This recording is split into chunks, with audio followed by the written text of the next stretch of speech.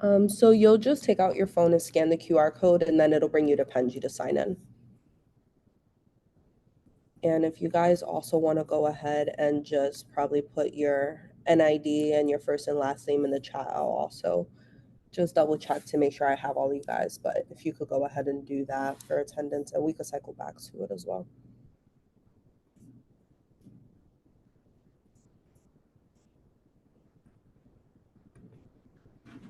Okay, so to move on, hello.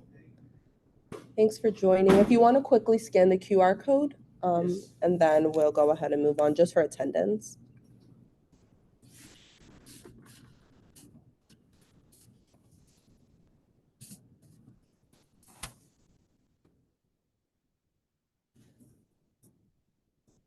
Okay. All right. So for our agenda, we're going to talk about the 5 different types of studying, creating a study plan, talking a little bit about test anxiety and some other resources that are made available to you on within UCF. So to talk about the 5 types of study skills, so it really depends on where you are in your study journey. If it's a matter of this is your first time diving into this chapter, you may be exposing yourself before you go to class and just gathering the information, maybe developing that superficial understanding before you go ahead and dive a bit deeper into it, and then studying to learn the information. So this usually occurs after class, maybe the first or second time after leaving lecture, that you're actually reviewing your notes and kind of going from there. Studying to check for understanding, this is when you're actually going ahead and seeing, are you retaining the information? Are you able to probably start applying it to higher levels of thinking? And if not, then that'll lead us to step 4 and identifying some of your strengths and weaknesses, so that maybe you could cater some of your studying a little bit more to some areas that you're struggling with or that you find yourself a little bit weak with. And then for 5, it's studying to improve learning skills to just make your study habits and your study journey better for the next go around. So, to dive a little bit more into studying for gathering for information. So, you need to think about, what do you need to learn? Does your professor provide a study guide? Are they giving you learning objectives as to what they expect you to know for the exam?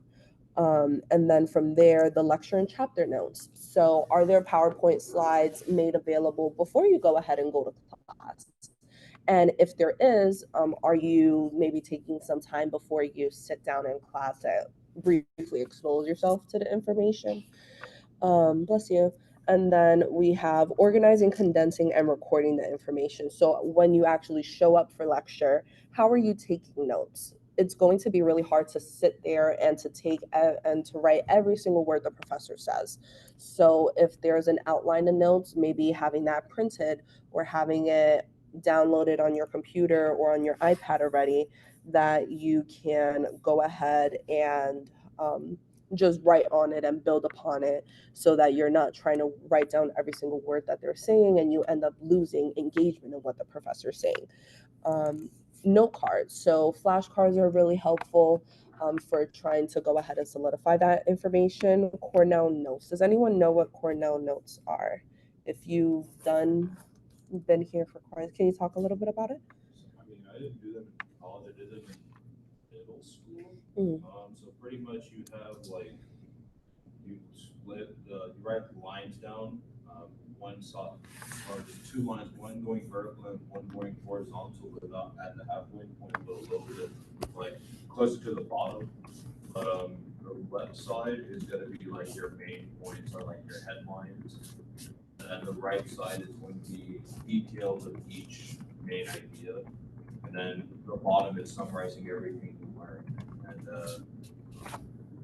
pretty much like Yeah, and I really like that you mentioned that and kind of summarizing the key points at the end, because once you identify what areas you're struggling with a little bit more with reading those summaries, it'll kind of help you navigate through your notes a little bit more efficiently. And then you'll outline some of those key ideas on the side. So it's a really nice way to go ahead and take notes. It's a little harder to do so actively in person live. So it may be something that you do after you go to class and had a chance to write the notes and you're kind of trying to organize them a little more efficiently. Outlines we spoke about already a little bit. This may be something that the professor provides to you. So maybe it's learning objectives or a study guide. I had a class that we were tested pretty true to our study guide. So I would base my notes on that. And I'll take notes, but every time they talk about a question that's specifically outlined, I'll go ahead and maybe highlight that in red and take note of that. And then kind of just making sure, is it right? You know, because we're students, we're learning things for the first time, we're not experts in the field. So it's okay if we make mistakes, but going ahead and comparing your notes with a classmate or friend and making sure that you are all set, and then confirming with the professor, especially if maybe the professor speaks fast or maybe you're unsure if you heard something down the correct way. You could go ahead and just send them a question to clarify that it is correct. So those are some things for that. Now to talk about studying to learn the information.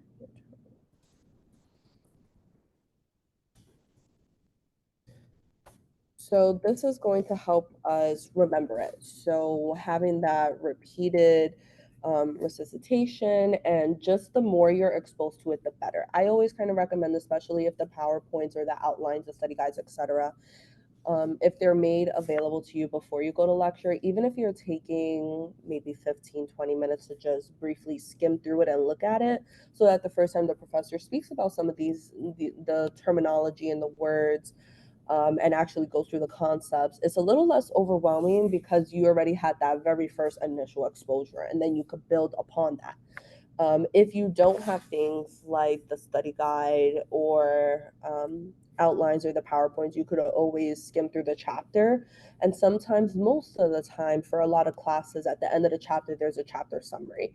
So just having that initial exposure is going to be really pivotal in your learning. So it's definitely something I recommend. Study groups is also really great. Learning from your peers. I always try to say that if you could teach it, that's a really good testament indicating that you know the material pretty well. And sometimes your friends have came up with a clever way that helped them remember the information, so you guys could go ahead and teach each other. You could learn things from different perspectives, and some of your strengths may be your friends' weaknesses and vice versa, and you could help fill in each other's gaps and further each other's knowledge and studying. Sort the information from information that you already learned and stuff that you may have not learned yet. So maybe it's things from chapter 2, and maybe you have a pretty good understanding of it, but you guys just started on chapter 3. It's a little fresher. So you could probably spend a little less time on chapter 2 as you're studying. You always want to make sure that you're studying as early as possible. And even if it's 15, 20 minutes a day to go ahead and review your notes, it goes a long way as opposed to cramming. We don't want to cram because it really does reduce your long-term memory retention of the information, which could be it could hurt you in the end, especially if your exam is cumulative. So making sure that you're constantly exposing yourself to the information and clumping your studying is going to be really helpful in that regard.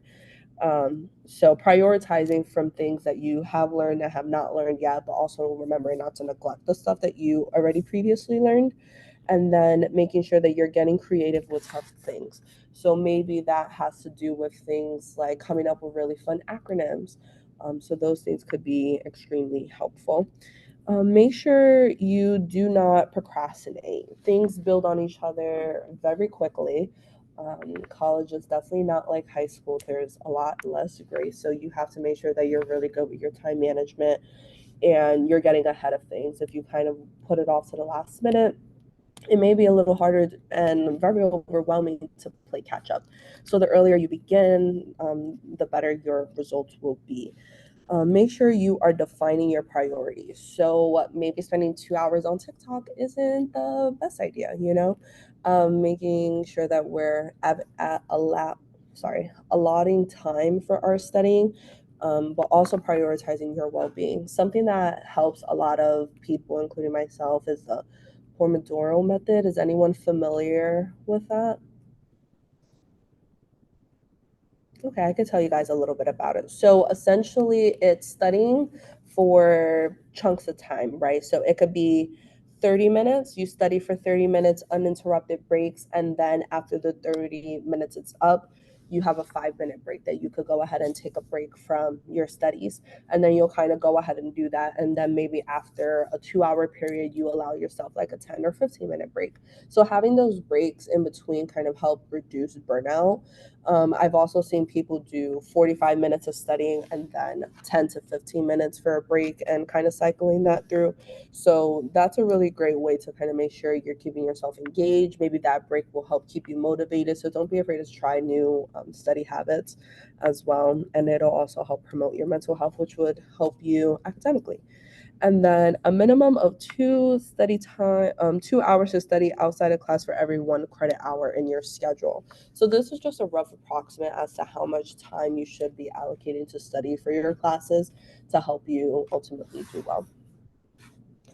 All right, now to talk about checking for understanding. This is when we're going to try and begin to see, has the information and our steps and our efforts from step 1 and step 2 in our study journey, is it paying off? If it isn't, that's okay. Let's figure out where we need to go back and spend a little bit more of our time.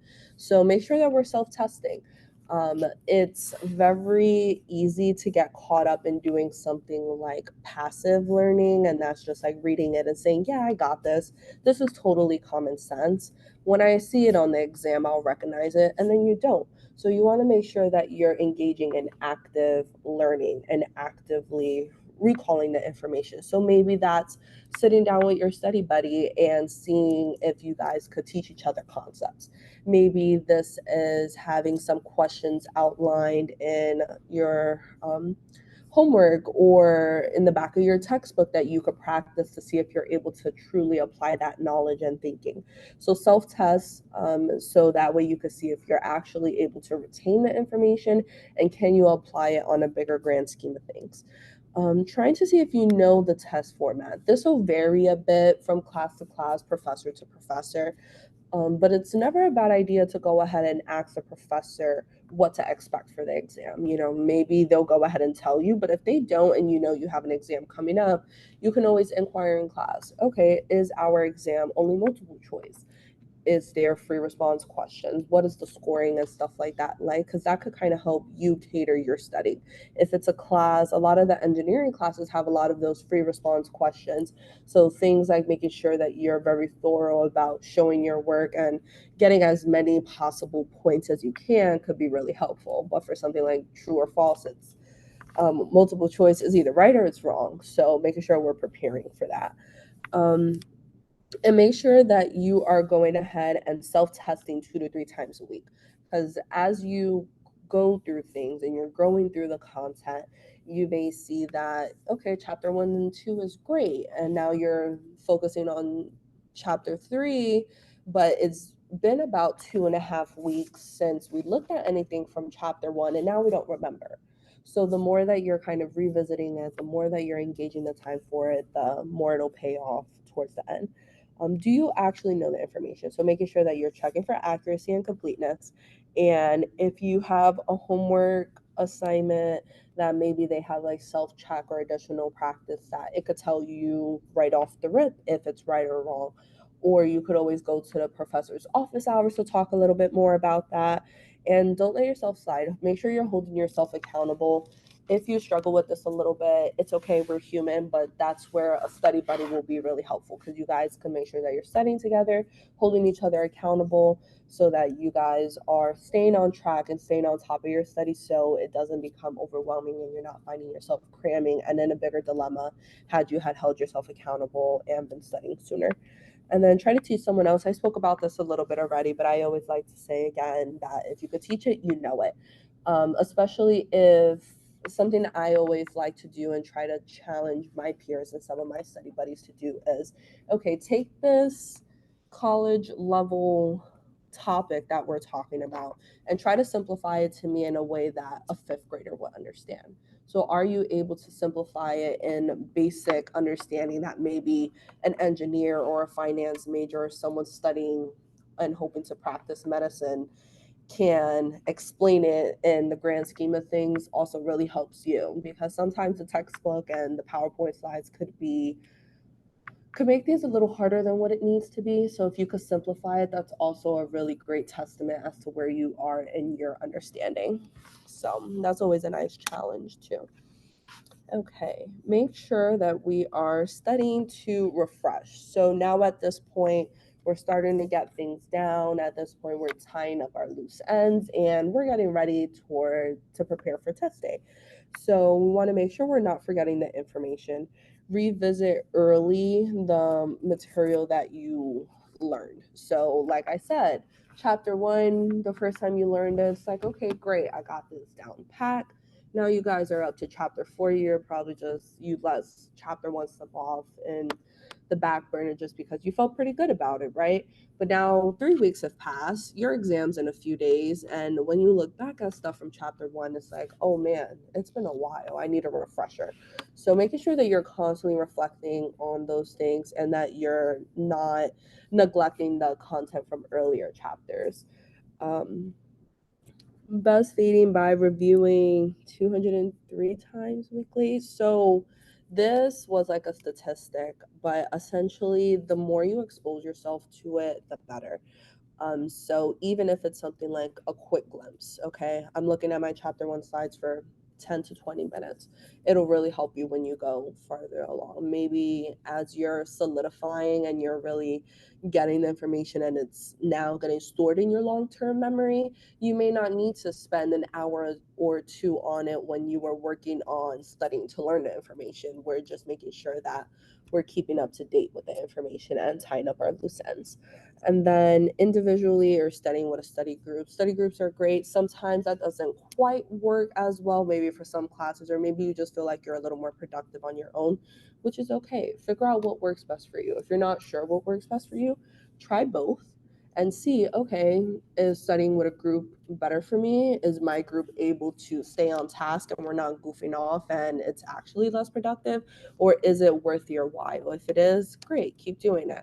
If you feel like maybe sometimes people in your group or you found yourself a little bit more distracted in a group setting, then continue to study on your own, but don't be afraid to try new things because you'll be pretty amazed what you can learn from your peers and just being able to learn from different perspectives. Any questions thus far? Are we feeling good about some of this information I covered? Okay, perfect. All right, so step five, studying to improve our learning.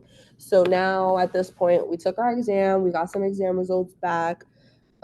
What worked, what didn't, what study strategies. There's a wide plethora of a toolbox to kind of help you out and figure out which ways are best to study, what's efficient, what isn't. So growing on that, reflecting on that, not being afraid to try new things and new study strategies, and maybe the ones you were implementing previously weren't quite as working as well. So using your results as feedback. So this is the tangible score you get from your exam, and always kind of remembering your exam grades don't exactly define you either. I think the first exam is always particularly difficult because you don't know what to expect. You don't know the professor very well. You haven't had an exam with them just yet. So give yourself grace in that regard. But we always want to strive to be better and we want to see how we could improve. So thinking about what type of questions did you mostly get right? Which ones did you get wrong? So if your professor holds something like an exam review, this is a really great way to see what you have learned and what you could improve on, what areas may be some of your strengths and weaknesses. And when you do go to these meetings, typically the professor will also have really great feedback for you as well. So I think it'll be something definitely worth your while to do if you're able.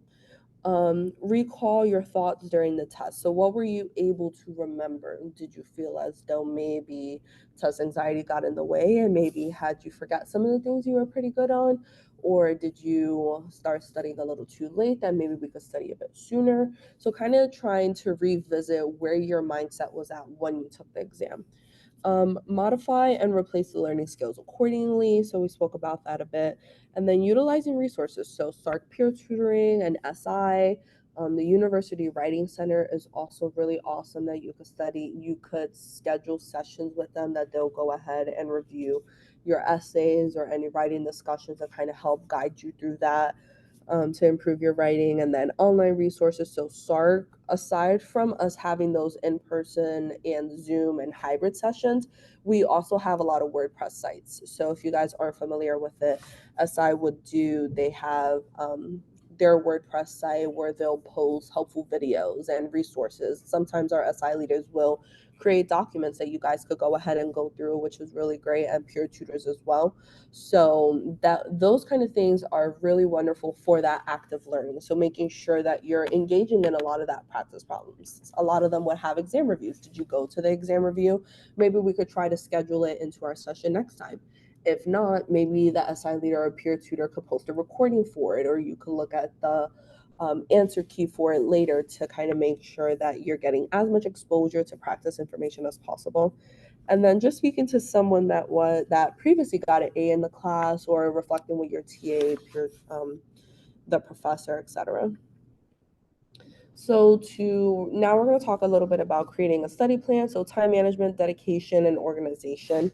So with managing our time. So if we had to break down roughly what time looked like, and granted, this may be a little bit different for everyone. It'll vary a little bit, but there's 168 hours in a week, right? Let's say, give or take, we spend about 10 hours in class. Maybe you spend about 56 of those hours sleeping, getting 8 hours of rest a night, and making sure we're not thriving on something like 2 or 5. Sleep is really important to make sure we're doing well mentally, physically, and academically. Roughly, if you spend 21 hours eating throughout the week, so that's an hour for 3 times a day, etc. So if you subtract those hours, you have 79 hours left. Now let's say you work, and maybe roughly you work an additional 20, and then making sure that you're scheduling some you time, and that may be 25 hours to socialize, relax, and take a break from being a student, because being a student doesn't entirely define you. Even with accounting for all of those things, and even making sure you have some personal you time, there's still 34 hours left in the week for wiggle room that could be dedicated to studying. So when you kind of break it down in that regard, it's like, okay, maybe looking at my notes for 20, 30 minutes isn't that bad. It's not going to kill me as much, because look at how much time I have left. So making sure that you're making good use of your time. So talking about some basic principles. So assessing, how are you spending your time?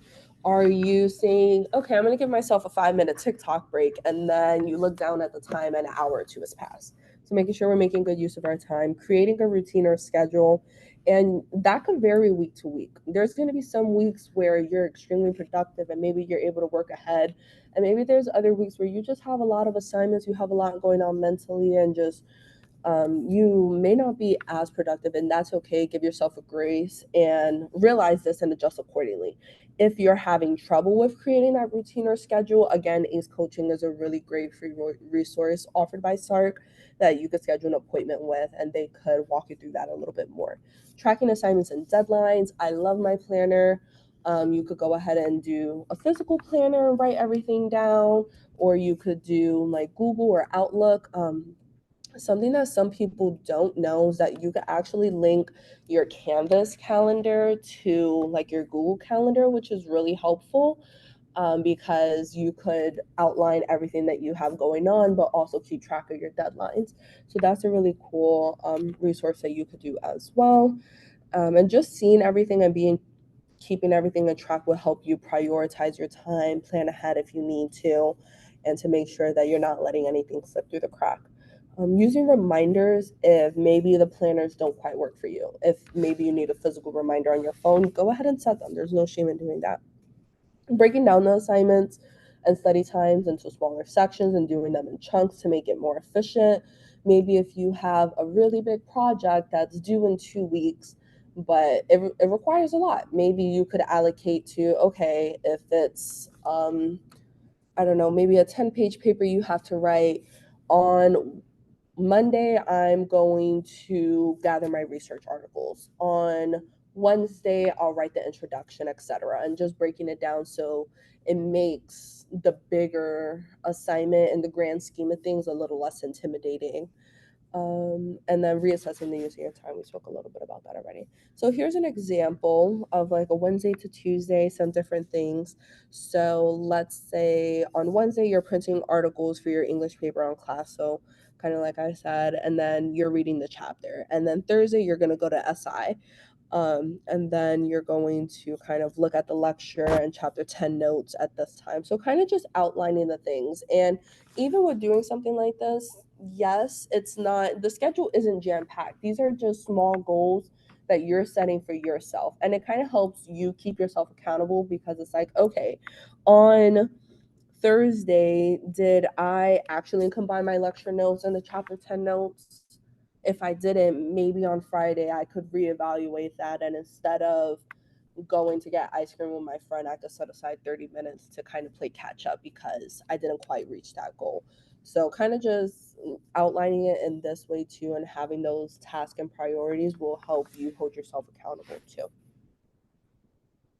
So now talking about making a plan. So being honest with yourself and others. Avoid taking on too much. I think sometimes we have a little bit of a hard habit of spreading ourselves too thin. So making sure that we are signing up for things and holding ourselves accountable for things that we are able to truly do and not working ourselves, being cautious of work hours and other commitments you have. So if you have to work, you have to work, but making sure that outside of work you're still having time to not neglect your studies. um, can you study after work? If not, can you maybe wake up an hour or two beforehand and do a little bit of studying before you go into work? When are you most energized and refreshed? Are you a morning person that maybe waking up at 7 a.m. to start your studying before your 10 a.m. class works a little better? Or are you more of a night person that the nightlife just thrives a little bit better for you? Be realistic with your time, making sure that you're not overworking or underworking yourself. You want to find yourself in that nice happy medium so that things like our mental health doesn't begin to slip through the cracks. Break down the assignments and tasks. Make sure you're being specific and celebrate the little wins, um, because there's a lot going on. We want to make sure that we're giving ourselves credits where it's due as well. All right, so now you did all the work, you're prepared, but you're still a little anxious, which is totally normal, but let's talk about it. So, in regards to test anxiety, being nervous and caring about your grades is normal, and sometimes it can be very motivating. We just want to make sure it doesn't become debilitating. We don't want it to take away from your mental health. We don't want it to be something that's keeping you awake at night. So, what's causing your test anxiety? Are you prepared? Are you understanding the information? If you're not, let's get some help. Let's visit our professor during office hours, maybe see our TA when they have some study sessions. If not, maybe go to SI or peer tutoring, and really making sure that we feel prepared and that we understand the information. Knowing the information versus thinking you know the information. So kind of just skimming through things and saying, oh, this is common sense, I'll be able to recognize it, but actually realizing, hey, I need to spend a little bit more time to make sure I truly know the information. If you're having frequent anxiety, you could always speak to a counselor at CAPS, which is also a free resource. They're really wonderful there, and they could kind of help give you some additional avenues if you need that extra help and support. And thinking about coping skills and or medication if it's becoming really debilitating. So, tips for overcoming anxiety. Before the exam, study smarter. We spoke a lot of different ways that we could do that, and let yourself be anxious. It could help you motivate yourself, and you could do things like write it out, claim that A. I'm going to get this A. I'm going to do a really good job, and claim those affirmations, to kind of help get you in the mindset that you're capable of doing this because you've been putting in the work.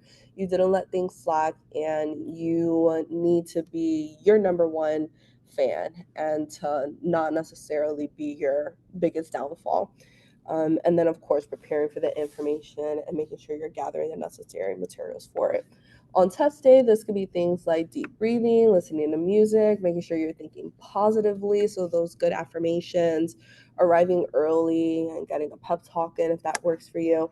So, you don't want to walk in as soon as the exam comes and you're feeling frazzled and you have to jump into start. I always recommend getting there a little, like maybe 10 to 15 minutes early. You could sit down, take your Scantron out, etc., and get yourself in that mindset like, okay, I'm going to take this exam. It's a lot less overwhelming than coming in right at the start of when the exam started and you're getting frazzled trying to get yourself situated. So using your support system, there's a lot of people around to kind of help you out. So at SARC, we'd love to have you. Anything we could do to help support you in your classes, we're here to help do that. Your professors, they're really passionate about the subject that they're teaching, and they're always more than willing to help you with any areas that you're weak in or struggling with. Your academic advisor, Office of Student Financial Assistance if you're having some financial concerns, career services, and they're really wonderful too in the aspect that they'll do like mock interviews with you. CAPS, UCF Cares, and then your friends and family too. So now for the last maybe like 5 minutes or so, I want you guys to reflect in pairs of about, so we could have, can you join them? And then we'll have you guys in pairs, and then I'll group up my people in Zoom. And I kind of just want you to brain dump on some study strategies or just study methods that you would go ahead and try to implement into that would apply to your class. And then we'll reflect in a few minutes, okay? And then for our people on Zoom, I'm going to have you guys do the same thing. We have about 10 people on Zoom. So I'll make breakout rooms, and essentially I just want you to reflect and brain dump on all the different study strategies that you could implement and kind of prioritize them in your study journey with the different ways that we went about doing it. So we'll go ahead and do that. I'll make breakout rooms so you guys could do that. And we'll do that for about 2 to 3 minutes. So you guys could go ahead and begin. We'll do automatically. We'll do 5. And then we'll do like a brief think, pair, share afterwards. Okay, you guys could begin.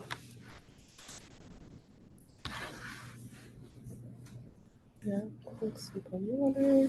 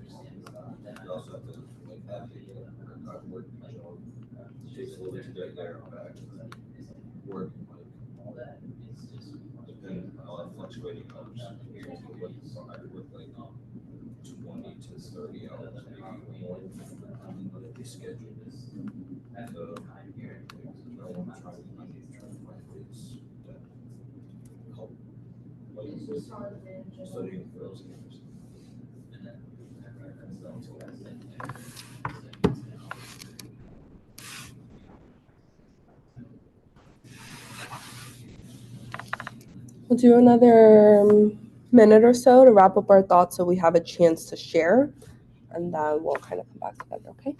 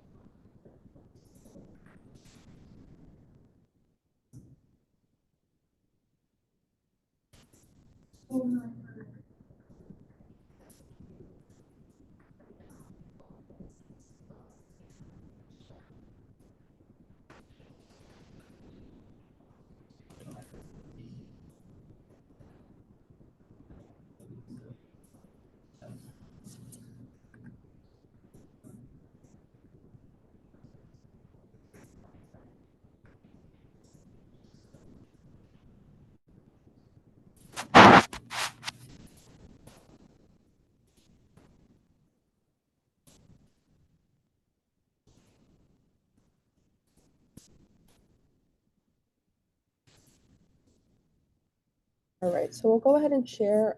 I am displaying the Penji code just one more time in case you haven't had a chance to scan, especially for our folks on Zoom. But we'll kind of just have each group share what they had discussed. So is there any group that would like to begin and start us off?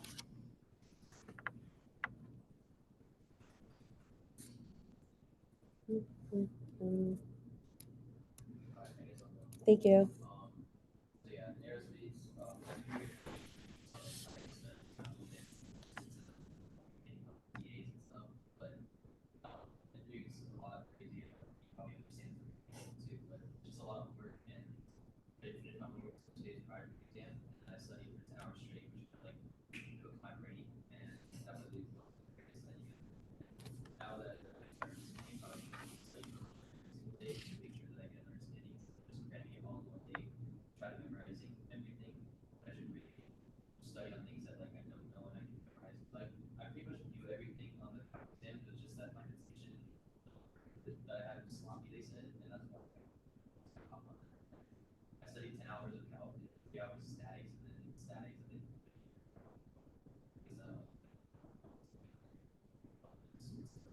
Yeah, that's awesome. And I think with not cramming and studying a little bit sooner, it will not cook your brain and your brain will thank you and you'll be able to be a little less overwhelmed. And now that you know a little bit about how the TAs grade and just learning a little bit more about opportunities for how you could maximize things and get the most partial credit and making sure your work is nice and clean. So great. Thank you for that.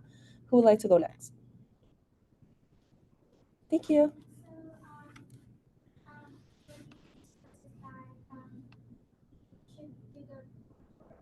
Yeah.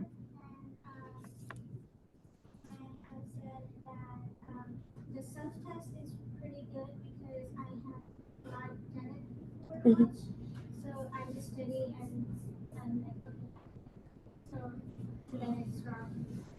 Yeah, and with the self-test, it really helps you figure out, do you actually have it? And it helps you apply the knowledge in a way that you're more likely and more inclined to see it on the exam. So I think that's really great. It could be things like practice problems at the end of the book or just like the knowledge check questions throughout the chapter. So great, thank you for sharing. And our last group, and we'll have some people from Zoom share afterwards.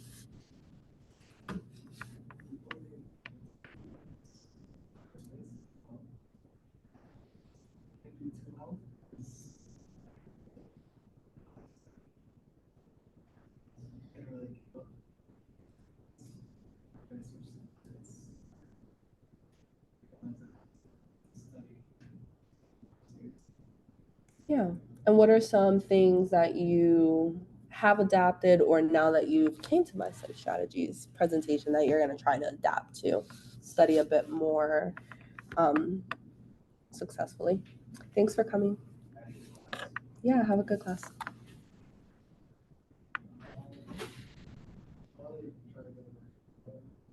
Good. All right, awesome. And then would anyone on Zoom mind briefly unmuting and sharing, please?